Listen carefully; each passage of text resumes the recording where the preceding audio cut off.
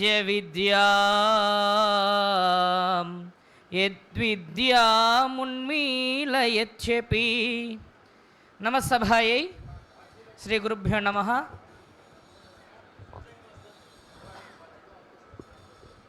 అప్రతిహతంగా ప్రతి సంవత్సరం సాగుతున్న దర్శనం లేదా అవధాన విద్యా వికాస పరిషత్ వారి ఆధ్వర్యంలో నిర్విఘ్నంగా నడుస్తూ ఉన్న ఈ అవధాన శిక్షణ శిబిరానికి విశేషించి ప్రతి సంవత్సరం ప్రతిరోజు సాయంకాలం జరిగే ఈ అవధాన సప్తాహంలో ఈరోజు నిర్వహించబడే శ్రీమతి మండపాక మహేశ్వరి గారి 14వ అష్టావధాన క్రతువుకు మీకు అందరికీ స్వాగతాన్ని పలుకుతూ ఉన్నాను.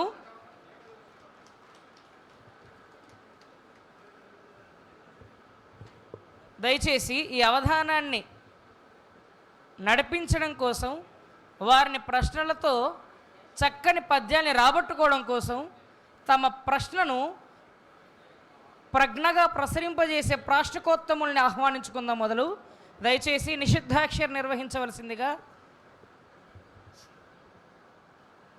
శ్రీ ఎర్రంశెట్టి ఉమామహేశ్వరరావు గారు గీతావధానిగా ప్రస్థానాన్ని ప్రారంభించి సాహిత్యావధాన రంగంలో దూసుకొని వెళ్తున్నవారు, వారిని సాదరంగా వేదికపైకి ఆహ్వానిస్తూ ఉన్నాం.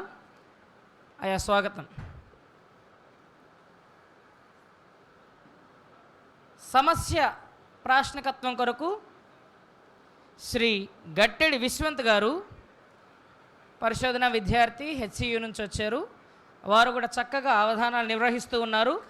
ఇప్పటికీ 4 అష్టావధానాలు నిర్వహించిన అష్టావధాని శ్రీ గట్టెడి విశ్వంత్ గారు. వర్ణనాంశాన్ని నిర్వహించవలసిందిగా శ్రీ ఇట్టివేణి రాకేష్ గారు, వారు కూడా హెచ్సియులో పరిశోధనా విద్యార్థిగా ఉన్నారు. దయచేసి వారిని కూడా మన కరతాళ ధ్వనుల మధ్య ఆహ్వానిద్దాం. అయ్యా రండి.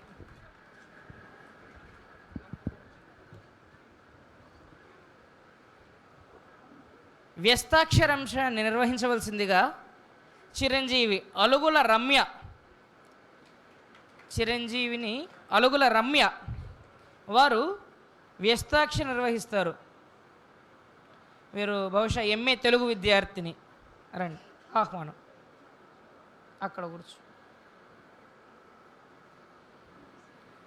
వార కథనాన్ని నిర్వహించవలసిందిగా శ్రీమతి అడ్డగుడి ఉమాదేవి గారు.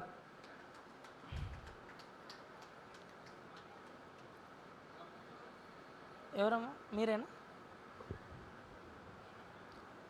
మేడం గారు వస్తున్నారు.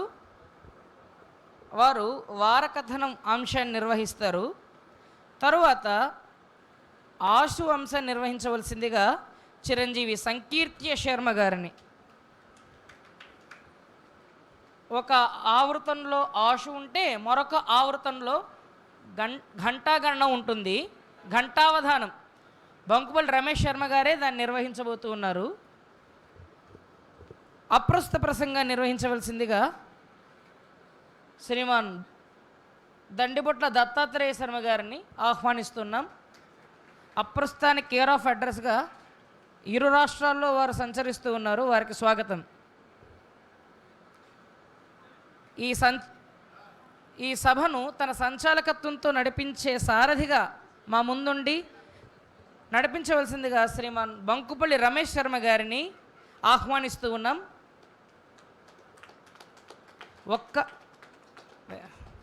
ఒక్క అంశాన్ని మాత్రం ఆపేసాను. ఏంటంటే అది దత్తపది, అది నేనే నిర్వహిస్తాను. నేను డాక్టర్ బోరెల్లి హర్ష. ఈ అవధానాన్ని ప్రారంభించుకోవడానికి మునుపు ఇంతమంది వేదిక పైన ఉన్న అవధానం చేయాలంటే అవధాని అవసరం. ఆ అవధాని గారి పరిచయం కంటే ముందు ఇంకా కొంచెం మీ ఆసక్తిని అలాగా ఆపుకున్నట్లయితే కొందరు ముఖ్యులు మీ ముందుకు వస్తారు.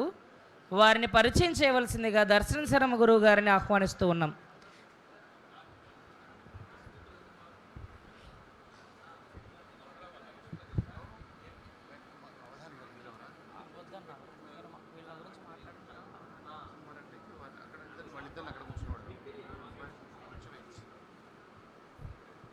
శ్రీ గురుభ్యో నమః.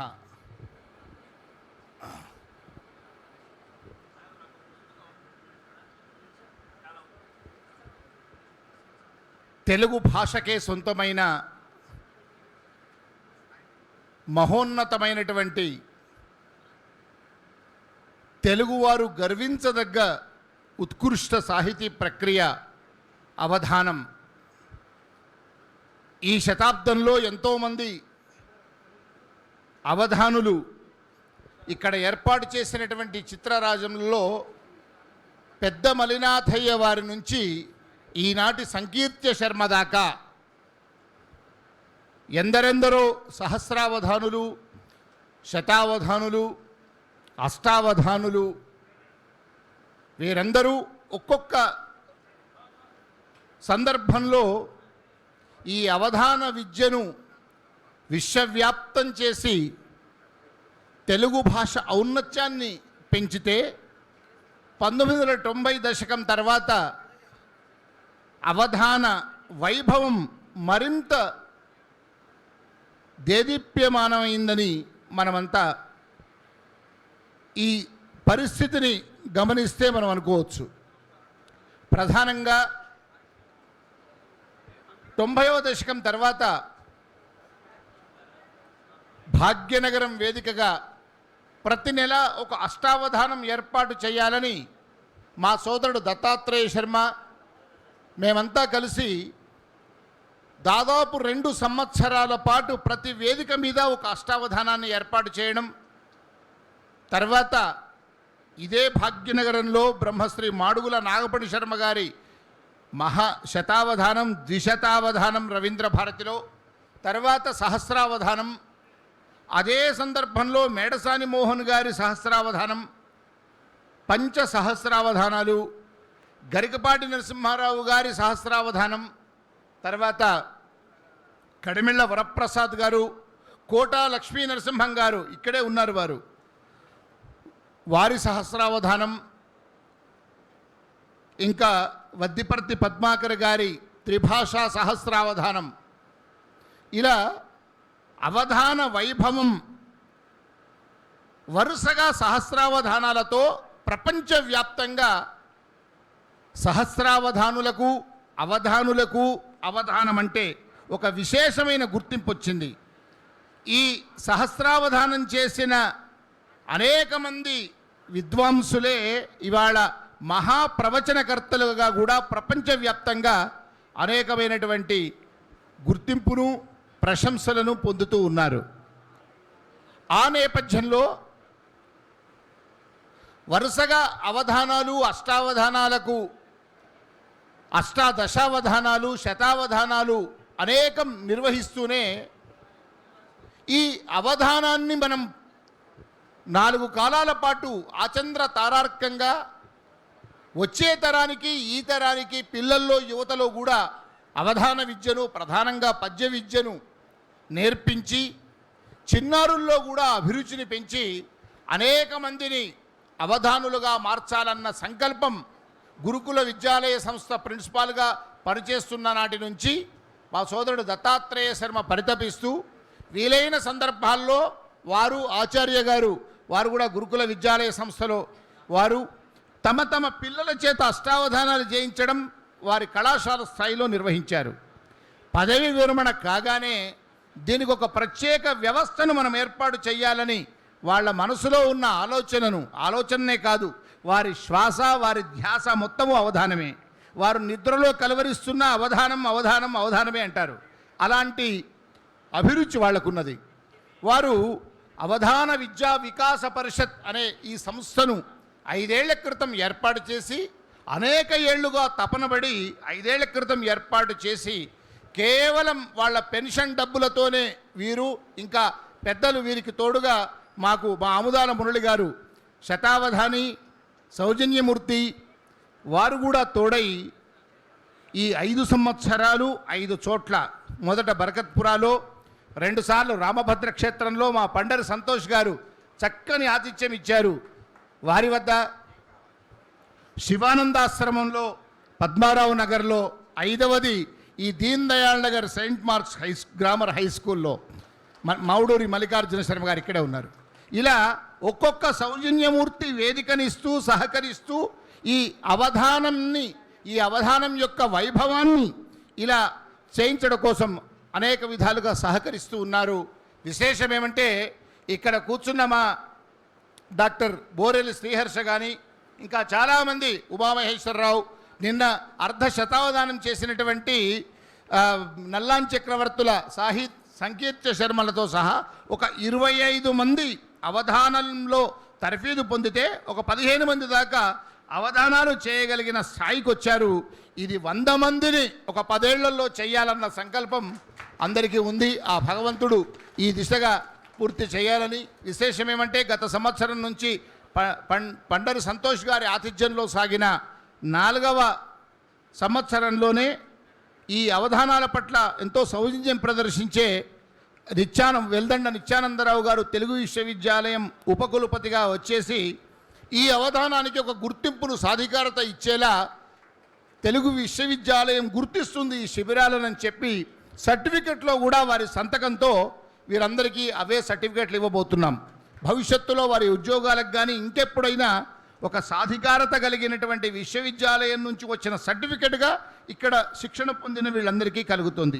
ఇదంతా ఒక ఎత్తు అయితే, ఈ అవధానం అంటే సాధారణంగా ధార్మిక కార్యక్రమాలన్నా, కవి సమ్మేళనాలన్నా, ఇంకేవైనా కళా సాంస్కృతిక ప్రదర్శనలన్నా చాలామంది పెద్దలు, వదాన్యులు సౌజన్యాన్ని ప్రదర్శిస్తారు. అవధానం అంటే చాలామంది తెలుగు ఉపాధ్యాయులకే తెలియని పరిస్థితి. అవధానం అంటే మన పిల్లలకు ఈ కళను నేర్పించాలని తెలుగు అధ్యాపకులకు కూడా మర్చిపోతున్న పరిస్థితి. అలాంటి తరుణంలో ఎంతోమంది సౌజన్యమూర్తులు, ఈ ప్రయత్నం చాలా గొప్ప ప్రయత్నం. చాలామంది సహస్రావధానులు అయ్యారు, శతావధానులు అయ్యారు, కానీ వారు దీన్ని పరిరక్షించడానికి తగిన విధమైనటువంటి ప్రయత్నాలు జరగట్లేదు అనేటువంటి ఆవేదన సర్వత్రా నెలకొంది. అంతేకాదు, విశ్వవిద్యాలయం, మనకు తెలుగు విశ్వవిద్యాలయం ఉన్నా, తిరుపతి దేవస్థానం లాంటి సంస్థలున్నా, ఇంకా వేద విశ్వవిద్యాలయాలు ఉన్నా, వాళ్ళు కూడా ఈ మహోన్నతమైన ఉత్కృష్ట ఈ సాహితీ ప్రక్రియను మనం బతికించుకోవాలి, రాబోయే తరాలకు ఇది ఒక కోర్సుగా గుర్తించి కొనసాగించాలన్న ప్రయత్నం, కార్యాచరణ అనేక మంది, ఎన్టీ రామారావు, కేసీఆర్ లాంటి వాళ్ళు అభిమానం చూపినా కార్యాచరణలోకి రాలేదు. అయినా పట్టిన పట్టు విడవకుండా ఈ 5 ఏళ్లుగా కష్టపడుతూ ఉన్నటువంటి మా అన్నయ్య దత్తాత్రేయ శర్మ, మిగతా బృందమందరికీ కూడా వదాన్యులు ఎక్కడెక్కడో సప్త సముద్రాల ఆవల ఉంటూ సహకరిస్తూ ఉన్నారు. అలా సహకరిస్తున్న వదాన్యుల్లో పెద్దల్లో మా సోదరుడు శంకరమంచి రఘుశర్మ గారు, వారు రండి, వేదిక మీదకి సగౌరవంగా ఆహ్వానిస్తూ ఉన్నాను. అదేవిధంగా సంస్కృత సోదరులుగా ప్రసిద్ధిగాంచినటువంటి కొడవటిగంటి మహాదేవ శర్మ గారు, గొప్ప వక్త, మహనీయులు, భాషావేత్త, ప్రవచనకర్త శ్రీ మహాదేవ శర్మ గారు. శ్రీ శంకరమంచి రఘుశర్మ గారు ఎంత గొప్ప సౌజన్యమూర్తి అంటే, కష్టపడి తమ జీవితాన్ని ఒక అర్చకుడిగా మన తెలుగునాట ఉమ్మడి ఆంధ్రప్రదేశ్లో ప్రారంభించి, కష్టమేంటో తెలుసు, ఒక అర్చకుడు కానీ, ఒక సాటి బ్రాహ్మడు కానీ ఏ విధమైన కష్టాలు అనుభవిస్తాడో స్వయంగా అనుభవించినవాడు. అలాంటి ఈ ధార్మిక వ్యవస్థను మనం కాపాడాలి, సహకరించాలి అన్న సంకల్పంతో అమెరికాకు ఉద్యోగాన్వేషణలో వెళ్ళి అక్కడ ఒక అర్చకుడిగా చేరి ఇవాళ వందలాది మంది అర్చకులు, వందలాది మంది వేద పండితులు, వందలాది మంది ప్రవచనకర్తలు, వందలాది మంది సాహితీ ధార్మికవేత్తలకు ఆవాసం కల్పించేలా, అవసరమైన వారికి ఉద్యోగాన్వేషణ కోసం వచ్చిన వారికి కూడా భోజనం పెట్టి వసతి కల్పించేలా, అంతేకాదు వారికి ఎక్కడైనా తెలిసిన వారి ద్వారా ఉద్యోగం ఇప్పించేలా, అంతేకాదు ఎవరైనా అక్కడికి తనలాగా అమెరికా సంయుక్త రాష్ట్రాల్లో ఏ రాష్ట్రానికి వచ్చినా ఎవరైనా ఆలయం నిర్మించాలనుకున్నా, ఎవరైనా అక్కడ వేద పాఠశాల పెట్టాలనుకున్నా, ఇంకెవరైనా ప్రవచన కార్యక్రమాలు ఏర్పాటు చేసుకోవాలన్నా నేనున్నాను అంటూ ముందుకొచ్చి సహకరిస్తున్నటువంటి మహనీయ మూర్తి శ్రీ శంకరమంచి రఘుశర్మ గారు. అలాంటి భావజాలమే కలిగి వారికి సన్నిహితులుగా ఉంటూ అదే దాంట్లో సంస్కృత సోదరులుగా వెలుస్తున్న శ్రీ శ్రీనాథ శర్మ గారు, కొడవటిగంటి శ్రీ మహాదేవ శర్మ గారు సోదరులు కూడా అదే భావంతో ఇలాంటి కార్యక్రమాలకు, ఈ కార్యక్రమాలను పాల్గొంటున్న వారికి పూర్తిగా సహకరిస్తున్నటువంటి సోదరులు వారిరువురు. అలాంటి రఘుశర్మ గారు కూడా ఈ అవధాన విద్యా వికాస పరిషత్తుకు నా వంతుగా ప్రతి సంవత్సరం నేను సహకరిస్తాను అంటూ వారు ఏదో ఒక సందర్భంలో నేను ఈ శిబిరంలో పాల్గొంటానని మొట్టమొదటి రోజే హామీ ఇచ్చి గత సంవత్సరం పాల్గొన్నారు, ఈ సంవత్సరం కూడా విచ్చేసి పాల్గొన్నారు. 3 సంవత్సరాలు వరుసగా ఇది హ్యాట్రిక్. ఈ 3వ సంవత్సరం కూడా పాల్గొనడం అవధాన కళ చేసుకున్నటువంటి భాగ్యం, అవధానులు చేసుకున్నటువంటి భాగ్యం. ఎక్కడో అమెరికాలో ఉంటూ కూడా మన ఉత్కృష్టమైనటువంటి తెలుగు సాహితీ ప్రక్రియ అయిన అవధానాన్ని మనం కాపాడుకోవాలి, దీన్ని పరిరక్షిస్తున్న సంస్థలకు కూడా చేయూతనివ్వాలన్న భావన రావడమే అది గొప్ప విషయం. అందుకు వారికి మరొక మారు అవధాన విద్యా వికాస పరిషత్ పక్షాన, అవధాన విద్యా వికాస పరిషత్ బాధ్యులందరి పక్షాన శిరస్సు వంచి ప్రణామాలను తెలియజేస్తూ ఈ సందర్భంగా మహాదేవ్ శర్మ గారిని మొదట, తర్వాత శ్రీ శంకరమంచి రావు గారిని తర్వాత 2 నిమిషాలు వారిని ఈ సందర్భంగా శుభ సందేశాలను అందించవలసిందిగా కోరుతూ వెనువెంటనే శ్రీ మండపాక మహేశ్వరి గారి అవధానం, ఇది 3వ అవధానం. నిన్న అర్ధ శతావధానం అయితే రాత్రి ఒక అవధానం జరిగింది. ఇప్పుడు శ్రీహర్ష గారి అవధానం జరిగింది రాత్రి. ఇవాళ 3వ రోజు, ఇవాళ అవధానం. రోజు ఒక అవధానం. సప్తాహంలో అవధాన సప్తాహం కూడా జరుగుతుంది. మొదట అర్ధ శతావధానం, చివరిలో శతావధానం. ఇది చాలా విశేషమైనటువంటి కార్యక్రమంగా ఈ శిబిరం కొనసాగుతోంది. మీకు మరొక మారు స్వాగతం తెలియజేస్తూ మీ శుభ సందేశాలను అందించవలసిందిగా ప్రార్థిస్తున్నాను.